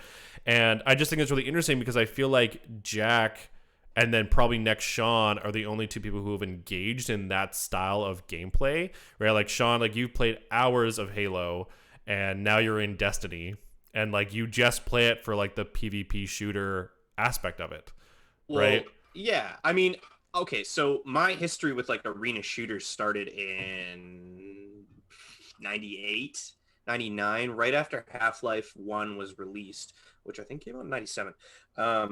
My dad had just got a computer. I was about 5, 6, 7, and my parents split up, so I was spending weekends at my dad's. So my dad had the computer, so when I went over there, that's what I played every weekend. And he got really into Unreal Tournament. So yeah. I started playing Unreal Tournament as a child. So my first like foray into this sort of arena-based shooter was literally the original super fast gameplay of like Unreal games, Quake, and that sort of thing. So, yeah. You know, when the consoles came out with their own version, when Xbox came out, Halo was that game. And I actually discovered Halo when I was up in Christina Lake with my cousins, and they brought their Xbox, and I met them for the first time. And so that's the thing. I bonded with my cousins who I pretty much never met, and we bonded over, Halo. And I remember playing the entire thing, and my grandmother, very German, was like, sit in front of the screen all day, and she was just very upset. But then I got, I got my own console, and I just got, eventually I just started playing those arena shooters. So that sort of competitive arena shooter, like memorizing spawn points, knowing the sight lines, taking high ground, rotating for power weapons, like that sort of loop in a match that was like 15 minutes long was so satisfying to me that I just couldn't stop playing. And I forayed even into Modern Warfare. I played it on the PC too. I played Modern Warfare 1 and 2 on PC, and I played I think around 200 hours of each. 250 hours, like not a lot compared to like most people who played Call of Duty. But even now, so like now with the first person genre kind of being where it is right now, it's all battle royales and other things, which are like bigger versions of sort of arena based shooters, which I don't dislike. I actually like it when you have like a good sort of feel to it. You got to kind of watch your back at all times. There's this sort of nebulous arena that you kind of create with the engagement that you get in. So it's like it's interesting in that sort of regard. I was gonna say, I just think the interesting thing is that like I don't think, and like I don't want to speak for Kelly while he's gone to the washroom real quick, but I don't think Kelly and I have ever engaged with a game simply to get better at it. At least not from like a a competitive point of view, right? Like obviously I played like, I don't know, like I played an RPG to like get better so I can like beat the enemy, like the boss or something like that better. But I've never like skillfully gotten better at a game so I can be better at some kind of competitive arena shooter or whatever, right? And I think and not that I never have. I remember the only time I ever really got into it was Gears of War. I was getting like really into like no scoping and like shit like that in Gears of War, like understanding like the best way to like come around a corner and like shotgun obliterate somebody, and like all those things that Gears of War, like oh my god, Gears of War. I'm just remembering now that I put so many freaking hours into. But at the end of the day, it was always a social thing. Like when I was practicing no scopes, I was in a private match with like my buddies, and we were like practicing on each other, like trying to no scope each other, right? Or we were practicing come around the corner and shotgun each other. It was never a thing where like I would get on by myself and play a match and try to get better just for myself. Like it was always just a social thing, and I just think that's really cool that that's something that you and Jack like to get out of video games that I think Kelly and I don't necessarily really care for. And I'd also argue that like with Call of Duty specifically, I also didn't care to engage with it because of the setting, because it was like the first Call of Duties, I was like World War II, this is cool, this is historic, I'm interested, I want to play, this is fun. But as soon as it got to Modern Warfare, I was like, I don't need to fantasize about the atrocities that are happening in the Middle East. Like this isn't fun to me. And I understand most people didn't go. I understand most people didn't go, wow, like that's what I want to do. I want to fantasize about things that are happening in the Middle East. It was just because the gameplay was fun. But for instance, like I would care more to play Halo or something. So I'm like, this is a cool sci-fi setting. Like that's fun. And Halo is another game that I saw at one point, especially on Reach, I think. Halo 3 and Reach, I like played a lot of, and I played online and I got pretty good. And I got to the point where I'd always be in the top few players in the room, and I'd be like, yeah, I got pretty good at this game. But I never got any kind of sense of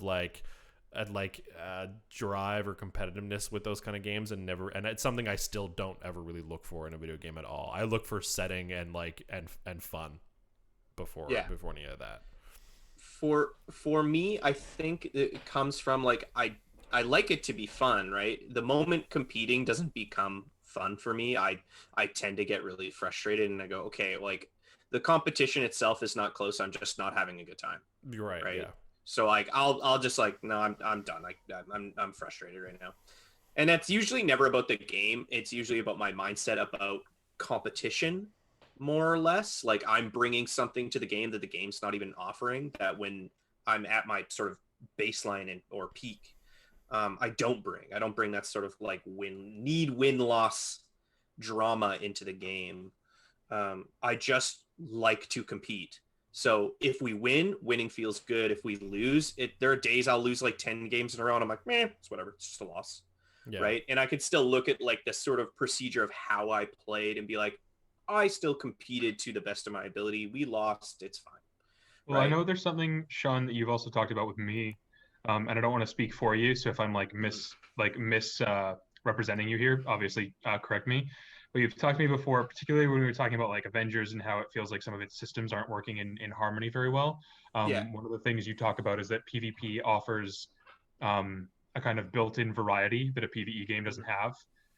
So even if you're like enjoying the mechanics of a shooter, eventually, theoretically you could play like the campaign of Halo, for example, and just dial in and know exactly where to be all the time to get every headshot, and it stops being about like learning your opponent and reacting and the moment-to-moment gameplay of the firefight, and starts becoming this like rote exercise. Yeah. And the PvP it's going to be different every time, and that offers something to you that's a big deal. Exactly. Well, and I would absolutely say that represents me very well, because it's like learning a song versus improving. That's the way I look at it. Right? It's the solo, right? You got a solo. You don't want the solo to be the same every time. You want it to be similar, right? If you're performing live, for instance. But I find that, if you just learn where every enemy is, the game stops really changing or evolving. It stops being about a sort of pseudo chess, right? If you're not reacting, it's like, what's the point? I'm just kind of going with the motions. It's like doing strikes in Destiny. It's like, I've done them all now. I'm like, I just know what to do. There's nothing new to learn. Like as like probably the biggest single example of this, this is something that's been in like my gaming for a long time, but the biggest example is probably like how many times I ran Joker's Carnival in Batman Arkham City, Oh my god. just trying to get. Weren't a you higher on the combo. leaderboards for like Yeah, a dude. while? I was top 50 as Batman and top 10 as Nightwing That's fucking Um, nuts. on Xbox 360 Nice. for Joker's Carnival. But and like to me, part of the fun is like it's kind of related to Jack's point. I think it's like self-improvement, both in learning the systems, but also in just like mastery of button skill and of execution. Mhm. Right? Like I really enjoy doing, like I can get a lot of enjoyment of doing the same challenge multiple times if I can see that I'm getting better and like Mhm. I'm improving. And so when I'm Mhm. getting those, like in the Batman example, like if I get those high combos and I'm like, I know where to place, not even necessarily in terms of like a rote memorization of it, but in understanding the correct scenarios in which to use what abilities. And so doing that properly, I get a lot of enjoyment out of that process, I think. And I think that's one area where PvP can be frustrating. I think it's why it's like you talked about mindset, and I think mindset's a big deal because if I'm coming to PvP from a really strong, like, personal improvement standpoint in terms of getting better at the game, then PvP can sometimes be really frustrating because the certain things I want to do or get better at, I'm not like, I can't create the correct environment to practice that. Yeah. And that can get really annoying. Like as an example, sometimes we play a lot of Overwatch together, and if I'm playing, I'm like, man, like I've been watching some Genji vids, and like I just want to be better at Genji right now. Like I want to work on my Genji game, but then we get into like a team comp that just like shuts down Genji. Mhm. Then I get into this frustrating thing where like the way that I want to play the game right now is like actively detrimental to having fun. Yeah. And because it's a social thing and it's like us playing, it's not just detrimental to my play, it's detrimental to everybody else having a good time. So then I'm like, okay, I guess I'll switch to soldier. Sure. Yeah. And then I end up like Yeah. not playing the game how I want to because it's like the better option. And I'm not the min-maxy kind of guy, so that kind of stuff can be frustrating. Mhm. I think something I was going to point out, I think is funny, and I think is a little bit ironic because I don't really reread books at all. But I think that the funny thing is that I enjoy getting the content the way the content was designed, right? So it's like if I reread a book, I expect to read the exact same pages again to enjoy the exact same story. When I rewatch a movie, I expect, like, there's a reason I've watched all the Star Wars literally more times than I can count.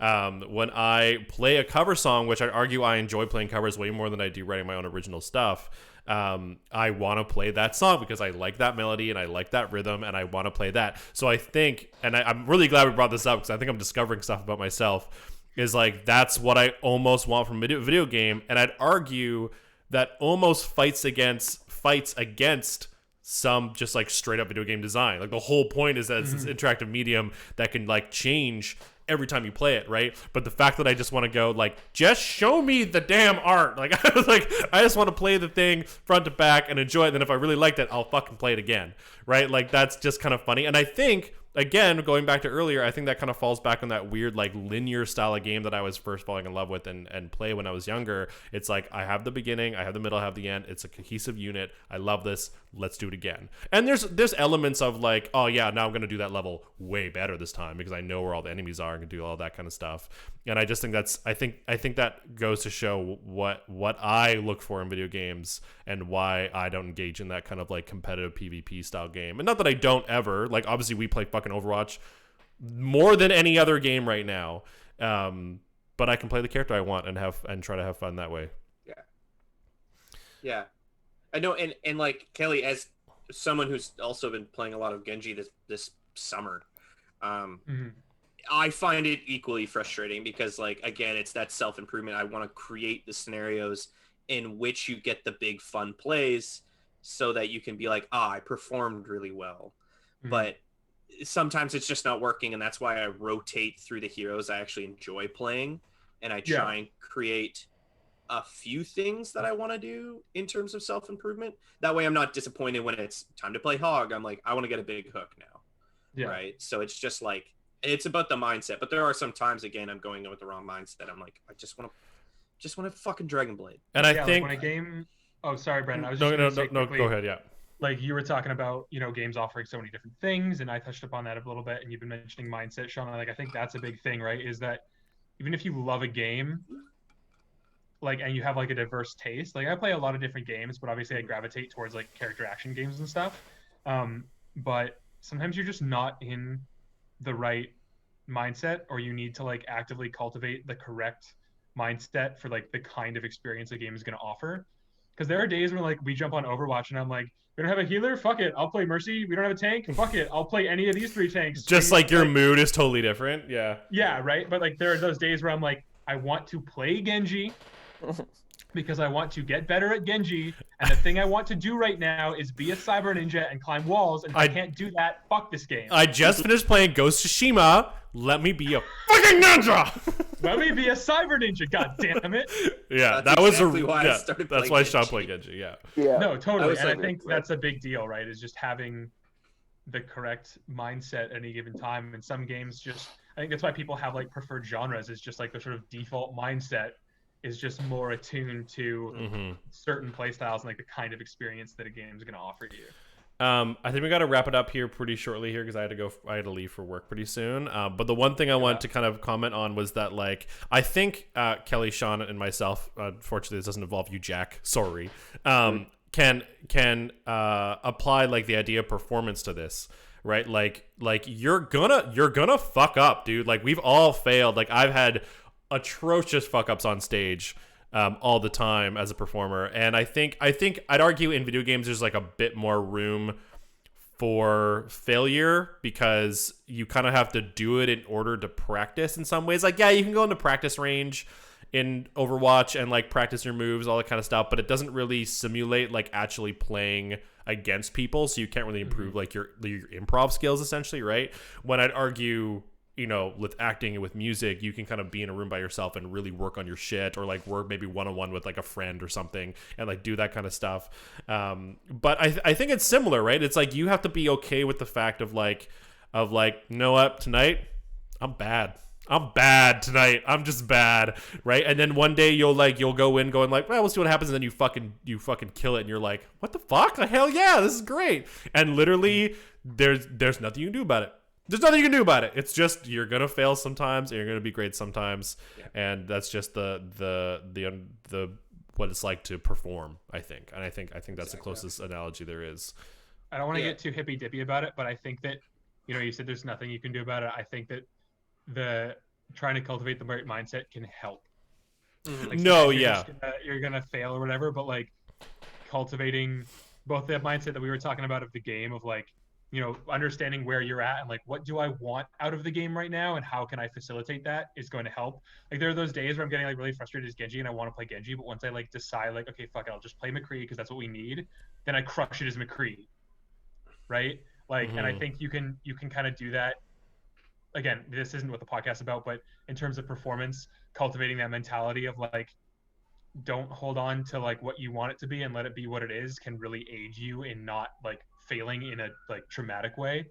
Yeah. Yeah. I Just meant wanted to say that because I had that thought. Yeah, no, and I 100% agree with that. I think what I was saying when I said you can't do anything about it was more about like, at the end of the day, you're gonna play against a comp that fucking just shuts down Genji, or like you're gonna play against a team who like they're just better, right? Like they're a 6 stack that like straight up they're trying to be competitive, and we go in there we're like fucking idiots, fucking with the worst like, comp all ever, DPS, no tank. all DPS. Yeah. Yeah, right. And you're gonna have a shitty game no matter what your mindset is, right? Like you're gonna have a shitty game. But no, in order to make yourself feel better, no, I 100% agree that you can work on yourself and work on your own mindset on how a game's gonna go. But at the end of the day, there's not a lot you can do about whether or not the game is gonna go well or not, other than just play and see what happens, right? But I think there's a big difference between the game not going well in terms of like you losing because you're against that like sweaty 6 stack versus you having a bad time.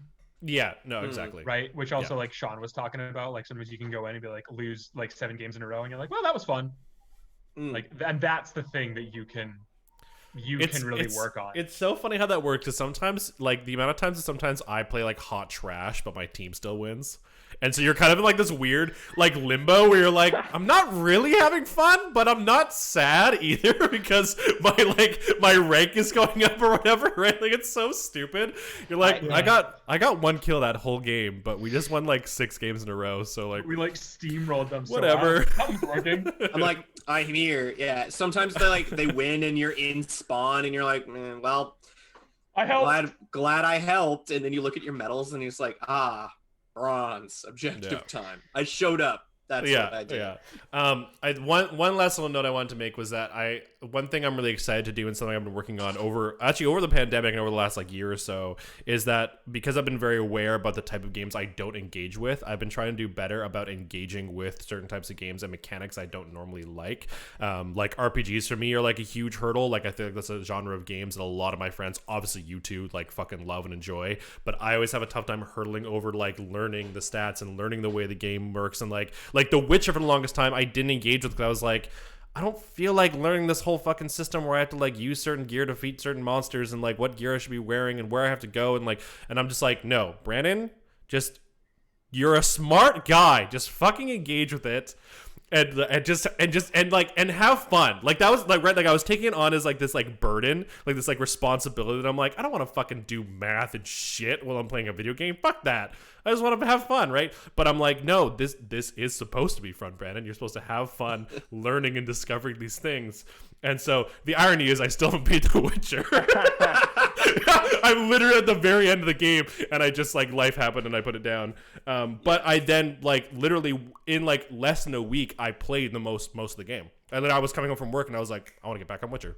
I want to do it again. Let's go. And I'm trying to be better about engaging with those mechanics that like I normally put a wall up and I'm like, no, I don't want to do that. This isn't the game I wanted to play. But it's like, Brandon, it's not your game. Well, Just I actually play had a the very way they similar. intended. I had a like similar experience with that, and like still do in a weird way in terms of like, you know how you like attach your identity to things in a certain way, and like these are the games I like, and like whatever, like that kind of bullshit. Yeah. Like the first like online shooter I played really was Transformers with you guys. Yeah. And like it was like this weird process of like accepting like I play online shooters now. You know? Right. And, okay. Like, realizing that like no, they're not like necessarily my favorite or you know, I don't think that like they're the best games or whatever, but like that doesn't mean that there aren't things about them that I enjoy and mechanics in them that I can engage with. And like I kind of put up this wall of like I don't play shooters because I don't like shooters, but there's a lot that shooters have to offer that can be fun and like things that I do enjoy once I like get rid of all that shit. Mm-hmm.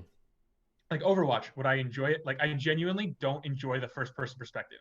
It's just not a thing that I like in video games very much. I don't like people talk about it being immersive. I don't find it immersive. I find it annoying. I find it distracting. Like it's not a perspective I genuinely enjoy in video games. Would I like Overwatch more if it was a third person shooter? Yes, I think I would. Does that mean that all of Overwatch is trash and like all of the character design isn't good and like the powers don't work well together and it's not like a good cooperative team shooter? No, it's still an incredibly designed game. Yeah. Right. And it's that kind of thing of like finding the things that I do like and acknowledging like just because I don't like all of it doesn't mean I can't enjoy the game. Yeah.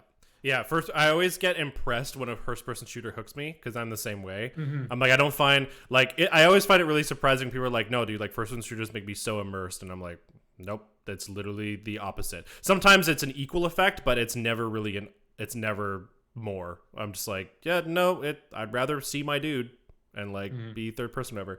So I'm always impressed in a first person game like hooks me in like Titanfall or Overwatch or things like that. Yeah, totally. Because it tells me like, oh, they put enough design into this game that like the fact that like I'm not seeing myself is still engaging me. Like there's enough in the world that's cool, and I'm like, yeah, fuck it, this is fucking fun. Let's do it. But one last thing, I was like, Bloodborne and fucking Dark Souls are a game in that category for me. Is just like that was one of the hurdles. It's like, Brandon, you're bad. You're bad at the game. Continue being bad and just have fun. And again, like in like 1 week, I played like a huge chunk of Dark Souls, and like and that was like what, like 2 years after you and I bought it day one.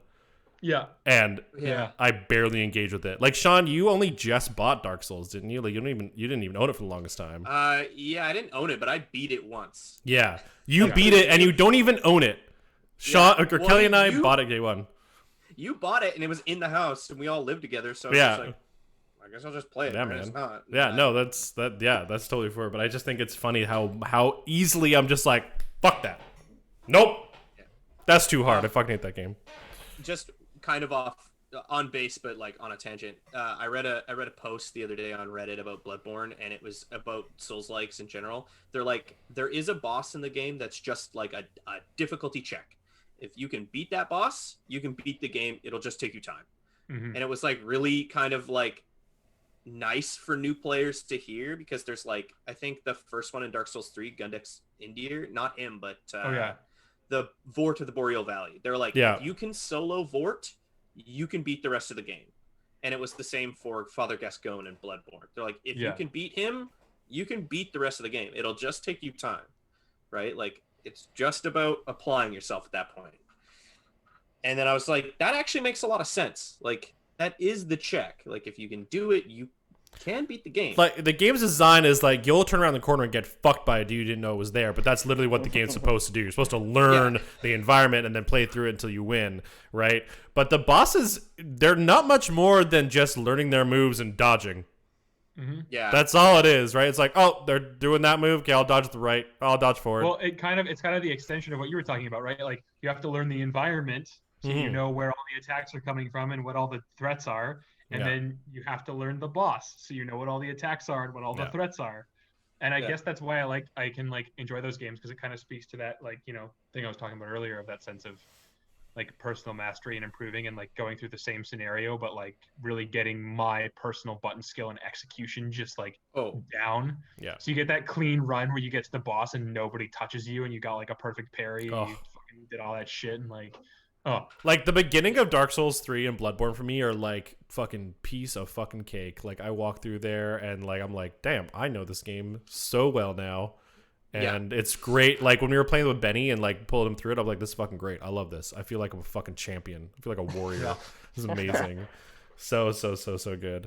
There's one other thing I was gonna say, but I just think it's really funny that like Dark Souls and Bloodborne get, and they deserve the praise they get, obviously, but I just think it's really funny that I think it's just a different game mentality. Like, it's just old school, and I think a lot of people point that out, right? It's like old school games, you weren't given a tutorial and shit like that. You were just like kind of thrown in, just like, okay, learn how to play. Here you go, right? And then beyond that, they're not really difficult. You just have to learn how the game is designed and how you fight things and how you traverse an environment. And Dark Souls and Bloodborne are just like that. Like, I'm definitely one of the people who I would agree with that they're not really hard games. They're difficult to digest and understand how to play them, but then beyond that, they're just, I don't know, they're fun. You just have to learn how to play them. Games, like, except for like really high tier boss fights, like the game doesn't really, there's no like execution of anything that's like really difficult to do. Mm-hmm. It's about understanding the environment. So I don't know if I'd go so far as to say they're not hard, because I think the design is that it's difficult to get through it and learn it. And I think that's the difficulty. But there's not like crazy button combos or like all that stuff. And like the game it has in-depth systems that are harder, like getting parries, for example, and like ripostes or visceral attacks. But the game doesn't ever really force you to use those systems. Mm-hmm. So in that sense, like they could be harder, right? Like if there was like a boss where it's like, you can't parry, like you can't beat this boss, you're not going to do it. Yeah. But that never happens. The game never demands like the absolute hardest thing. And that's just the thing about RPGs. Like Dark Souls, it's famous for like, if you build a magic build, you can like steamroll certain areas of the game. Mm-hmm. Right? Because you're just like chucking like soul arrows and fucking fire bursts are coming out of the ground and shit's going fucking crazy and like a mob of enemies comes at you and you just like set them all on fire and you win, and it's like, okay, cool. Yeah, like my first Dark Souls 3 build was like a magic user, and literally there were some bosses where I was just like, soul arrow, oh, you're dead. Okay. Yeah. Let's go. Keep going. Yeah, just like ridiculous. But I think you're right. It's like I'd argue it's at that point it's like, again, it's about your like mentality going into the game, right? It's like, is this hard or is it challenging? Like, is kind of my thought about it, right? Like, it's not really a hard game. Like, once you're kind of okay with the fact that like the game is meant to surprise you and you're supposed to learn around every corner, after that, it's not necessarily like hard. Like you just know like, oh, okay, I died there. Now I know not to fucking do that, and just like I know to fucking turn and attack them or dodge them or whatever. And now it's fine, right? Like the game doesn't ask you to parry that enemy or dodge in this specific direction. So you're right, like it doesn't ask for like really specific things for you to do. I find it's just you just have to learn what the hell's going on and then avoid it and adapt to it. Like the game's not asking you to be like the best player, it's asking you to learn. Like that's what it wants from you. It wants you to digest the knowledge, how you just basically all you do when you play that game is you play translator.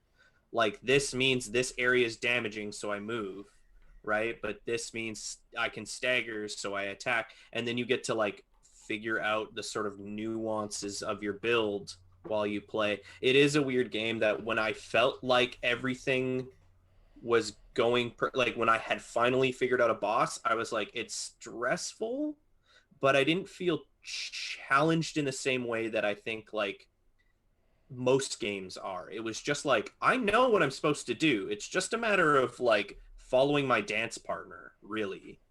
Yeah, like I don't think the skill ceiling is very high on Dark Souls Bloodborne games. At least I don't think absolutely. so. Compared to other games where like they try to get you to like use your controller at its fucking height. DMC5 that has a fucking high skill ceiling. Yeah, which is why I don't play those games, because I don't find pushing X 4 times, then square, then triangle, then rotating the controller all the way around, then pressing circle and X and jump, and then fucking flicking it up and down fun. I'm just like, I don't want to memorize 13 different patterns and apply them to every situation. Says the guy looking at fucking iframes in Smash Bros. Yeah, I know. He was like literally while waiting for the game, you got the joystick you're like practicing your fucking wave dashing. And oh my god. That is different. Different. Those sure, are different. I'm practicing tools. Never mind. I don't want to talk to plebs. Good. Anyways, I think we should wrap it up there. Kelly, do you mind if I just wrap it up? Is that cool? Do you want to wrap it up? Oh, yeah, go for it. Cool. Thank you. We had a few Twitch viewers coming in. Looks like we have 2 right now. Thank you guys for sitting around and watching us chat. Thank you. Thank you guys for coming on and doing this and figuring out Zoom and stuff. I know you guys don't know how much you guys have been doing that. I've been Zooming the entire pandemic because I've had to deal with work stuff. But I would like to continue doing this. I'd love to pick a day and time to do this. This time works for me. We can talk about this later, but like I'd love to continue doing this, and even if it's just shorter than this and we just chat for a little bit. I think it's just a cool way just to kind of like for old time's sake chat with each other, talk about nerd shit, upload to the YouTube channel, and people can fucking watch it. People can watch. I streamed it too, so people can watch it that way as well. Thank you. Yeah, again, thank you viewers for coming in and watching. Obviously, you can follow us if you aren't already on Geek Garden TV. No, Geek Garden TV on Instagram and Twitter, and Geek Garden on YouTube. Yeah, stay indoors, stay inside, stay the fucking side. And wear your fucking mask. Wear your mask. If you do go outside for any reason, wear your fucking mask. It goes over your nose. Keep your nose and mouth inside. Keep your nose and mouth inside. I don't know why this is rocket science. Thank you for riding the mask train. Please keep your mouth and nose inside the ride at all times. All right. Oh my god. All right. Bye Twitch. Bye YouTube. Thank you. See you later. Bye.